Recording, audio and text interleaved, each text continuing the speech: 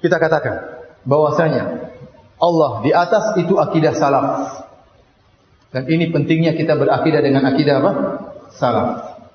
Yang mengatakan Allah tidak di atas, kita bilang datangkan salafmu siapa? Adapun saya tadi sudah sebutkan, ulama dari kalangan tabi'in, para sahabat, semuanya bilang Allah di atas. Sampai abad ke-5 ke atas, abad ke-6 ke atas, semuanya mengatakan Allah di atas. Datangkan salaf Anda bahwasanya Allah tidak di atas. Datangkan. Dia tidak akan menemukan kecuali siapa? Jaham bin Safwan, Jahmiyah, ya, atau tokoh-tokoh Mu'tazilah. Adapun para ulama salaf semuanya mengatakan Allah di atas. Maka inilah pentingnya Anda berakidah salaf. Ya. Pentingnya manhajus salaf dalam hal ini. Dan kalau Anda berakidah bukan pakai otak Anda, bukan otaknya si fulan.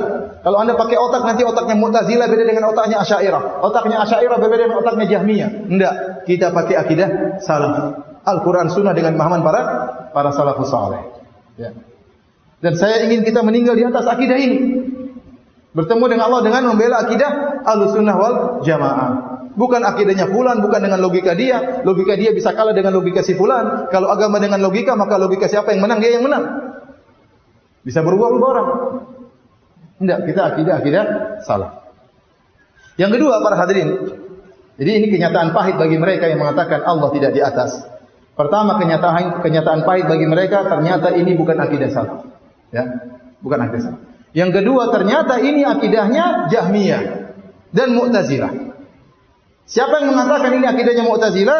Abul Hasan Al-Asy'ari rahimahullahu taala. Saya akan nukilkan perkataan Abul Hasan Al-Asy'ari dalam banyak kitabnya. Berkata Abul Hasan Al-Asy'ari dalam kitabnya Maqalatul Islamiyyin halaman 211.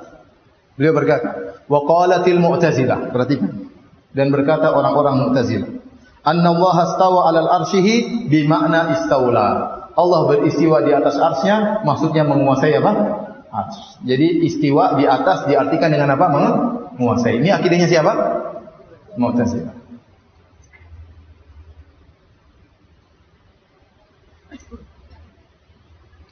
Dalam halaman yang lain, halaman 157, beliau berkata yang sama. Ar-Rahmanu 'alal arsy istawa wa qalatil Mu'tazilah. Dan orang-orang Mu'tazilah berkata tentang firman Allah Ar-Rahmanu 'alal arsy istawa, yakni istaula, di atas. Demikian juga dalam risalah ila ahli Sagar, dia bukunya yang lain, halaman 131. Ya. Dia mengatakan wa qala Ar-Rahmanu 'alal istawa wa laysa istiwa'u 'alal arsy istila. Allah beristiwa di atas ars bukan berarti menguasai ars, kama qala ahlul qadar, sebagaimana perkataan orang-orang Mu'tazilah. Kenapa saya bilang ini akidah Mu'tazilah dan saya berdalil dengan perkataan Abul Hasan Al-Asy'ari? Karena Abul Hasan Al-Asy'ari ini dulunya tokoh Mu'tazilah. Dia 40 tahun di atas akidah Mu'tazilah. Berguru pada bapak tirinya yang bernama Al-Jubba'i. Setelah 40 tahun di atas mazhab Mu'tazilah, kemudian dia berubah menjadi mazhab Kullabiyah. Setelah itu dia berubah lagi menjadi mazhab Ahlus Sunnah. Maka dia menulis buku-buku yang membela akidah Ahlus Sunnah. Jadi tidak ada buku yang saya temui selama sepanjang saya belajar tentang firqah-firqah, tidak ada buku yang paling detail menjelaskan tentang akidah Mu'tazilah seperti buku Maqalatul Islamiyyin karangan Abul Hasan Al-Asy'ari. Kenapa? Karena dia dahulu adalah tokoh Mu'tazilah. Makanya waktu dia beberkan akidah Mu'tazilah, dia jelaskan Mu'tazilah terpecah menjadi sekian-sekian. Yang ini ngomong begini, yang ini ngomong begini, yang ini ngomong begini, yang ngomong begini.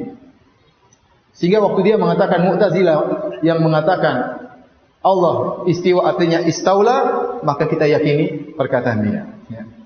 Jadi ternyata orang-orang yang menyatakan Allah tidak di atas itu atau mentakwil bahwasanya Allah di atas ars maksudnya menguasai ars, itu ternyata akhirnya siapa?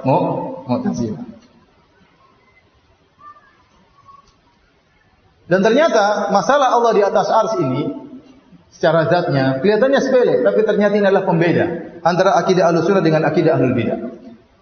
Ternyata ini adalah pembeda antara akidah Ahlussunnah dengan Ahlul Bidah. Kenapa turunan dari ini? Berarti pentakwilan ratusan dalil. Paham? Turunan dari masalah ini berarti menerima ratusan dalil atau mentakwil ratusan dalil. Makanya masalah ini dijadikan pembeda oleh para ulama Ahlus Sunnah antara akidah Ahlus Sunnah dengan akidah Ahlul Bidah. Kemudian yang lebih menyedihkan, mereka orang-orang Asy'ariyah yang mengaku bermadzhab Asy'ari, ternyata Abul Hasan Al-Asy'ari mengatakan Allah di atas. Jadi mereka selama ini bernisbah kepada orang yang sudah bertaubat. Dan subhanallah qadarullah, buku-buku yang ditulis oleh Abu Hasan Al-Asy'ari seperti Maqalatul Islamin, Risalah ila Ali Thaghar, kemudian Al-Ibana an Usulid Diyanah, semuanya menyatakan Allah di atas. Kalau mereka mengatakan kami bermadzhab Asy'ari, datangkan buku Asy'ari yang mengatakan Allah tidak di atas. Saya tantang mereka, datangkan.